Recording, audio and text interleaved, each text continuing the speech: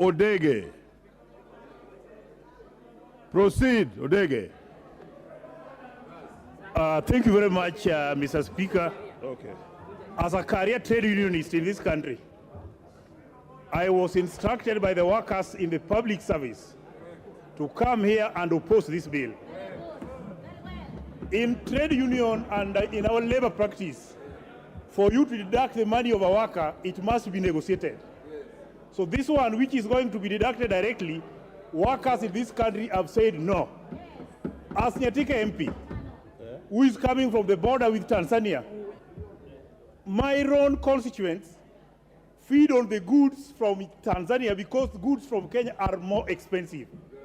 So now, if you are increasing tax, this is very clear that Kenyans who are bordering neighboring countries will be doing their shopping in neighboring countries as opposed to Kenya. Yesterday, when I visited the supermarket, I found sugar from Uganda being sold in Kenya because Kenyans are not able to produce sugar themselves. My last one, which I want to say here, we cannot pay tax which we are not seeing dividend. If you want increased tax, tell us what you are going to do. When you go to Uganda, you go to Tanzania, education is free, medication is free. When you come to Kenya, we are paying. Then why do we pay tax when we are not seeing the returns? On behalf of workers and the people on your ticket.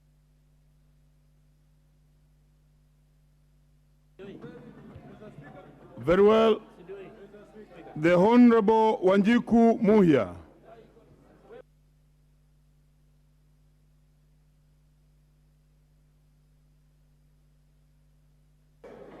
Thank you, Honorable Speaker. Honorable Speaker, I want to speak on two things because many issues have been deliberated on. One, Honorable Speaker, I want to speak on this 16% fuel levy. First, we are not the highest in the region.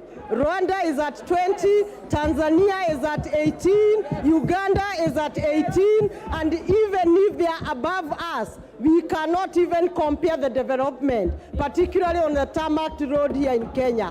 Number two, Honorable Speaker, number two, through this tax, we are going to collect 300 billion. In this budget that we passed yesterday, we are shortfall of approximately 700 billion, meaning the next financial year, if we collect again 300 billion, everyone shall be rejoicing in this country. Finally, Honorable Speaker, the country must correct its taxes because from a regional level, we must obey the obligation of remittance to international obligations. We must also include the regional contributions that we do. We must print passports from the immigration. As the custodian of free movement of people, people must move, they need a passport, and this is from the taxes that we shall collect. Thank you, Honorable. Thank you. Thank you, Anjiku. Professor Jaldesa. Professor Jaldesa. Thank you, Mr. Speaker, sir. I raised to oppose the motion. And for two simple reasons. The first one, the bill does not consider the children matters. There is nothing in that bill that touches on the children and their welfare. There is nothing in that bill touches on the junior secondary school education, the classroom, the teachers, and the laboratories that they require.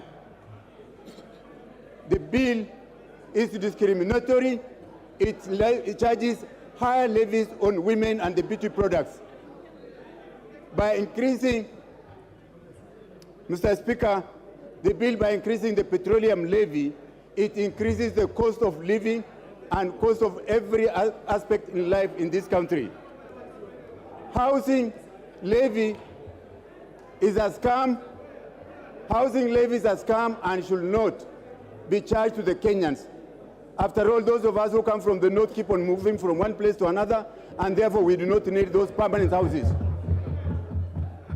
With those few remarks, Mr. Speaker, I stand to oppose.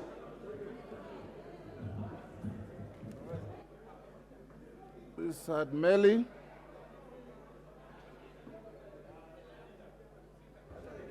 Thank you, Honorable Speaker. Honorable Speaker, I rise to support this bill. Honorable Speaker, I want to commend the Finance and Planning Committee for, first of all, having listened to Kenyans on issues that they've raised. Honorable Speaker, this is a bill that has sensitized Kenyans on what is happening in the country on issues of finance. Kenyans across the country have realized their role, what they had to say, and what the government are doing. This bill is trying to do a lot of things, more so in the affordable housing project, where we are now going to have, if we build houses, we are going to remove slums from our country. Our country today, as we speak, Mr. Speaker, has one of the largest slums in Africa. And the president, this government endeavors to remove it and create jobs. Create jobs, especially in terms of promoting the construction industry, cement industry, and many others. I also want to say that farmers, because of exempt on fertilizer and zero rating, actually we shall increase production on food and many other products. Therefore, I support and I ask the House that we pass the bill. Thank you, Honorable Speaker. Dr. Nyikal. Thank you, Mr. Speaker, for at long last giving me this opportunity. Mr. Speaker, everybody has said here that this is the bill that has attracted the most attention. Mr. Speaker, the reason is simple. Kenyans are suffering and they cannot take any more load. It is not because of public participation. And this bill is completely heartless. It does not consider the suffering of the people. If you look at the amendments are showing you that this bill had no interest in the people, what it was talking at all the areas where the people are suffering. And Mr. Speaker, everybody is talking here of debts. I've not heard anybody from that side talking about debt adjustment, restructuring of debt. You cannot just continue that you will get money from people to pay the debt. Debt can be restructured. Therefore, Mr. Speaker, I oppose this bill. Member for Ijara.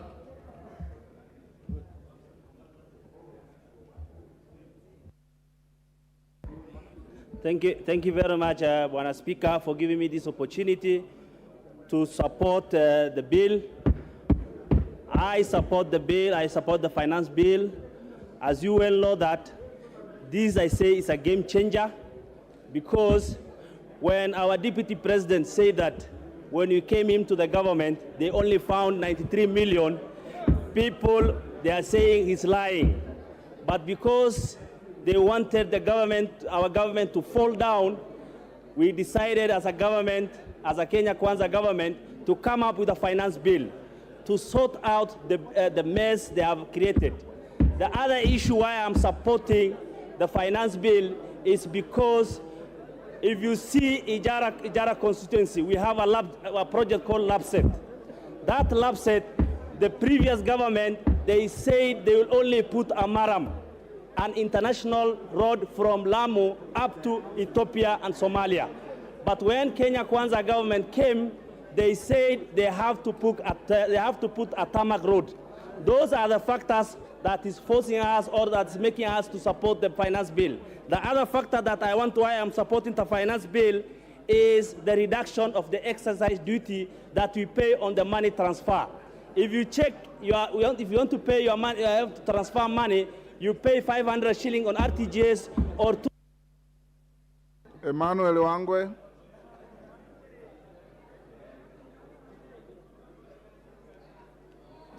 Thank you, Honorable Speaker. That is the last on this side.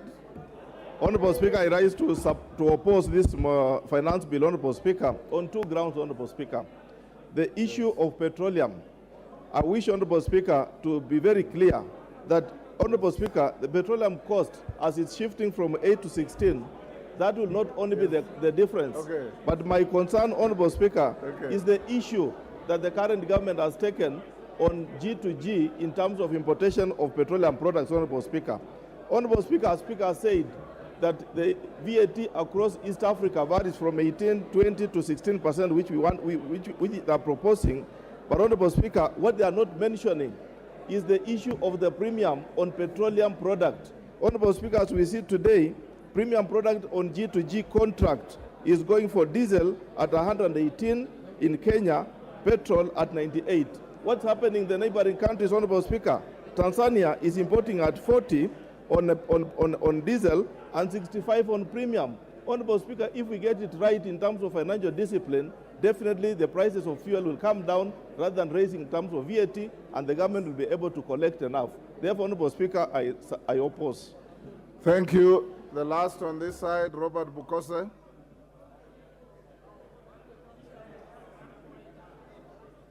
All the honorable members on their feet, take your seats. Order. Honorable members on your feet, take your seats. Take your seats. All the honorable members, take your seats. Take your seats. Member for Kilifi, take your seat.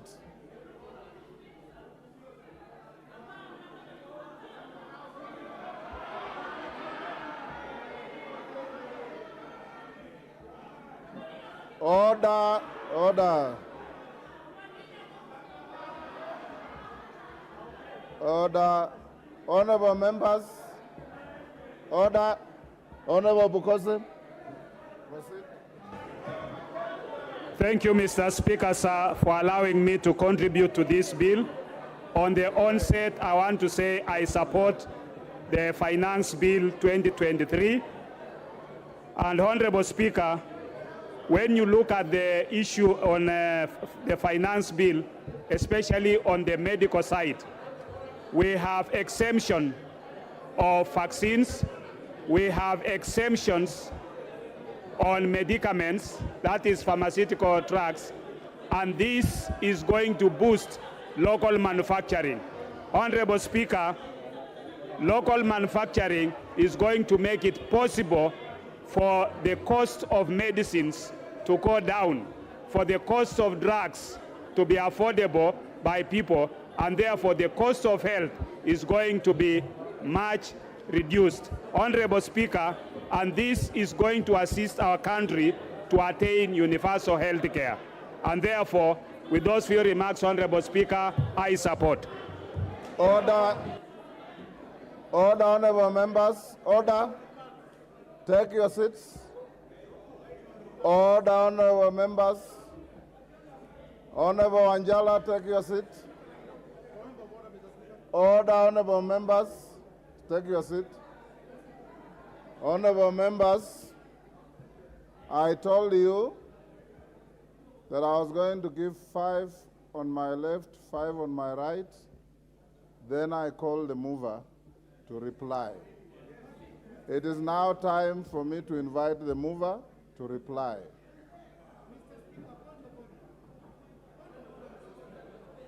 Mover.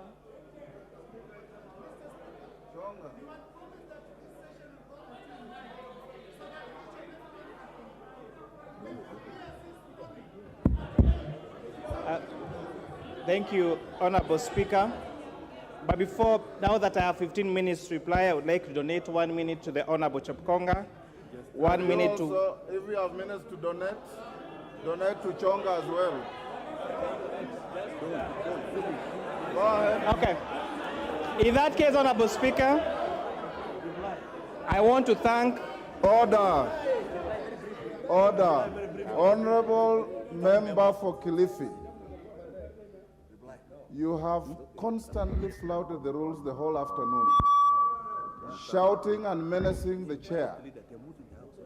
I want to assure you that the chair can take action against you without any fear or favor. I'm not going to do that. You should feel embarrassed conducting yourself in the manner you're conducting yourself. Order. Order, honorable members. Order.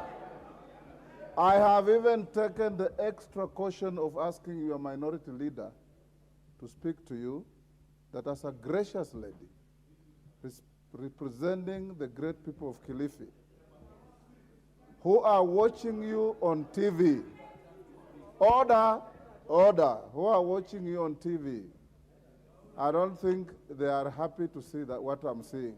But, honorable members, I want you to know this, that we are many. Not everybody can speak on every item on the floor. There are many members who have spoken, your leaders have spoken, others have spoken, and we did agree that we are going to have some closure at some point. So, Honorable Chair, you said you are donating a few slots. It's up to you. But you have time to reply now. Wanjala, take your seat. Thank you, Honorable Speaker. Listening Wanjala, to the mood take your seat. of the House, I just would like to highlight a few Honorable issues. Wanjala, take your seat. Go on, Chairman. I would like to correct a few misinformations, Honorable Speaker. Now, before I reply, Honorable Speaker, the taxation of chairman, Mr. Honorable Speaker. members, you have said many, many good things in this debate. We are getting to the end where you are going to vote. Express yourself.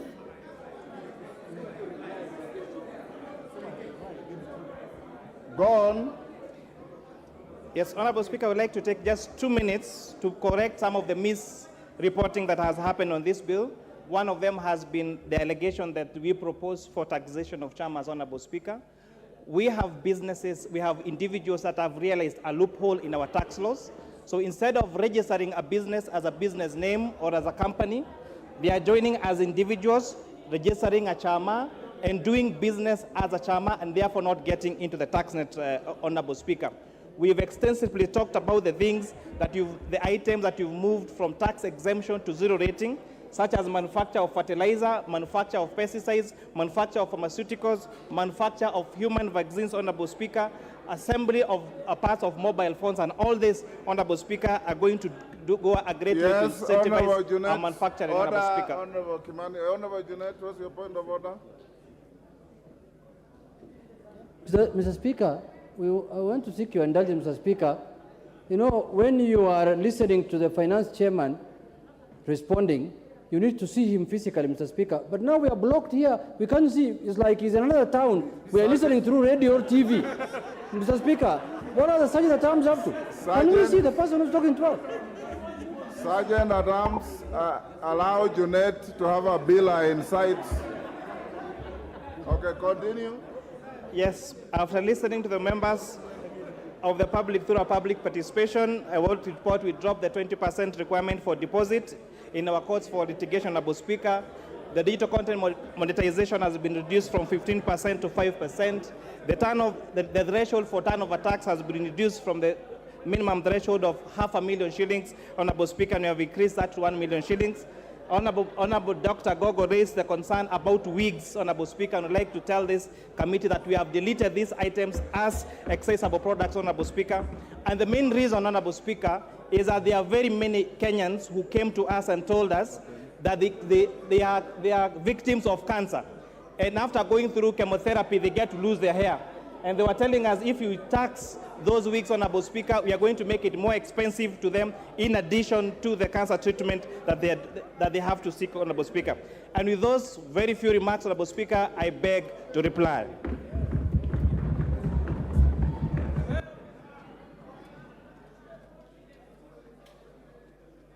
Where's the order paper? Where's my order paper?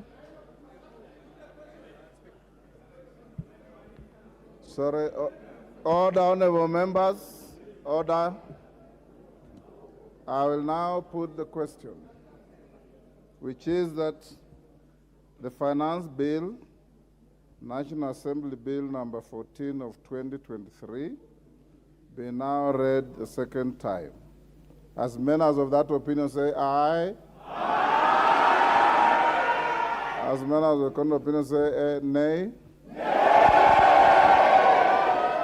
The ayes have it. Order. Order. Take your seats. Take your seats. Take your seats. Take your seats, honorable members. Take your seats. Honorable members, the nays have claimed a division, and I'm satisfied that they have enough numbers to have a division. So I will call on the leadership, the whips of either side. We'll ring the division bell for 5 minutes. In the meantime, you bring here the names of your tellers. At the end of order, we ring the bell for 10 minutes. At the end of the 10 minutes, I will direct you in the manner in which you will vote. Bring me a teller on either side to conduct the voting. Ring the division bell.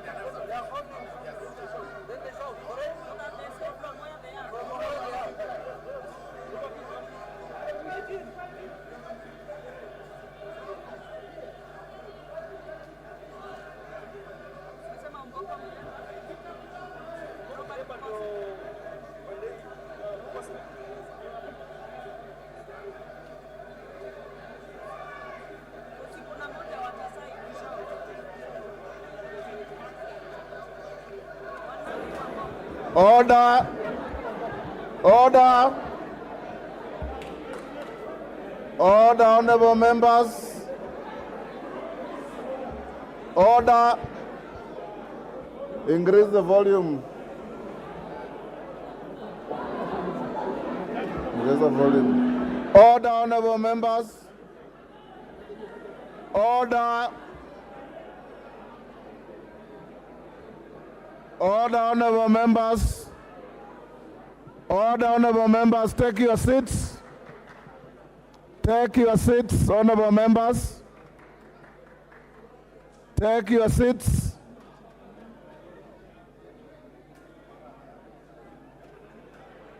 Order, honorable members. Take your seats. Order, honorable members, take your seats.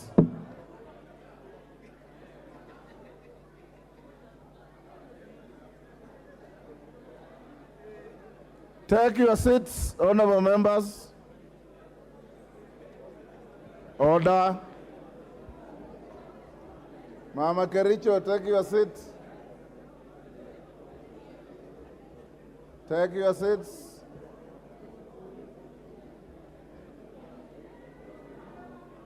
Take your seats, honorable members. Order.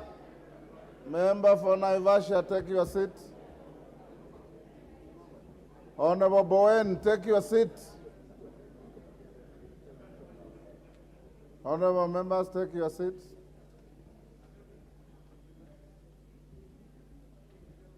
Take your seats. Honorable members, the side on my left claimed a division which was acceded to. The 10 minutes division bell is now silent. We now want to go into division. The first point of call is to call on each of the whips to bring forward the name of your teller. I have been given 2 tellers on either side. Yes. Okay. Okay, I order now that the bar be drawn, the doors be closed and locked. Any member who is not in the chamber now, yes, you can go and sit. Any member who is out now,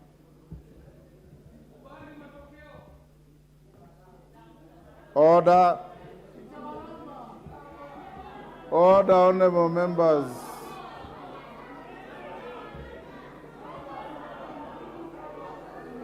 On the majority, order, honorable members, on the majority side, the tellers are 2.